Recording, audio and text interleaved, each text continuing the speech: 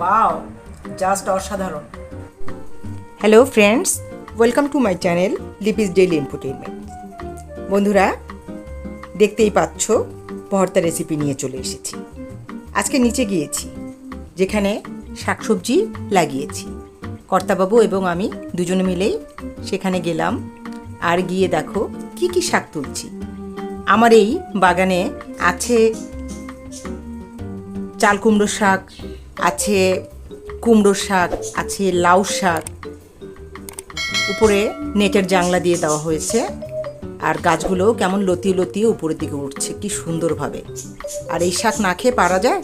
এখান থেকে শাক তুলে আনবো আর সেগুলো দিয়ে আজকে ভর্তা করব।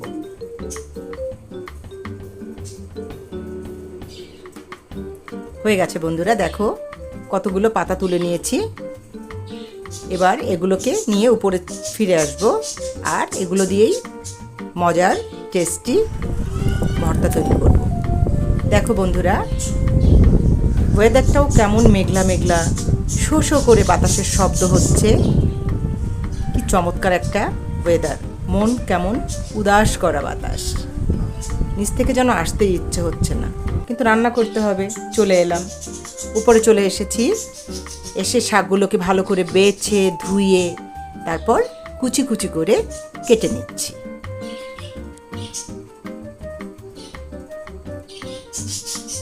আমি এরকম করে কুচি করে কেটে নিয়েছি, আর এটাকে একটা মিক্সিতে দিয়ে ব্লেন্ড করে নেব।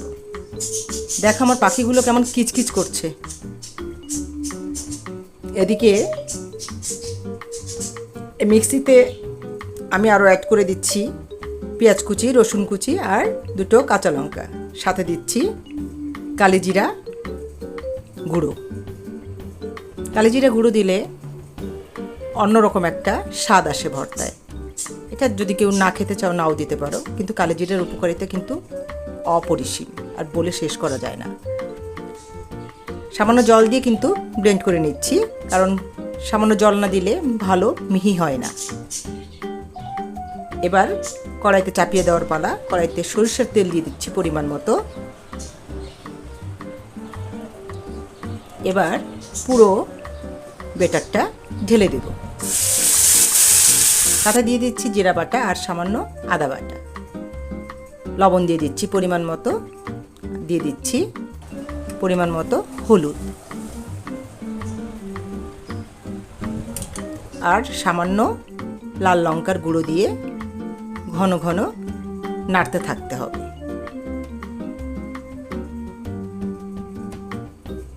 সময় নিয়ে ধৈর্য সহকারে নাড়তে হবে হাই ফ্লেমে। দেখো 4-5 মিনিট পর এরকম একটা স্ট্রাকচারে আসছে। আমি নেড়ে চেড়ে দেখাচ্ছি যে কোন পর্যায়ে গেলে আমার মনে হবে যে পুরো ভর্তাটা হয়ে গেছে। এভাবে নাড়ুর মতো করে যদি গোল হয়ে পাকিয়ে আসে তাহলে মনে করতে হবে ভর্তাটা হয়ে গেছে। বন্ধুরা, আজকে কিন্তু আমার ভর্তা শেষ। আর এত টেস্টি ভর্তা অবশ্যই তোমরা নিশ্চয়ই করে খেয়ে দেখবে।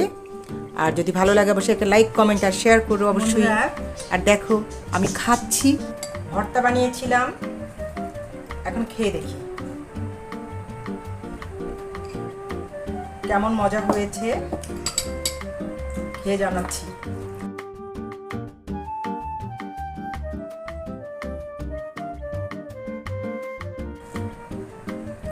কি চমৎকার কালার হয়েছে, দেখেছো? কুমড়ো শাকের ভর্তা।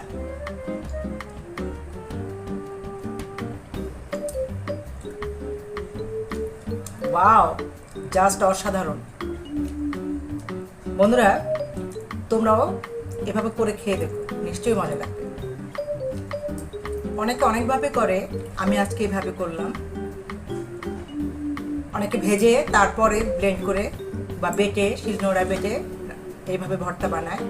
আবার অনেকে আমার মতো করে এরকম আগে ব্লেন্ড করে তারপরে কষিয়ে মশলা দিয়ে ভর্তা করে।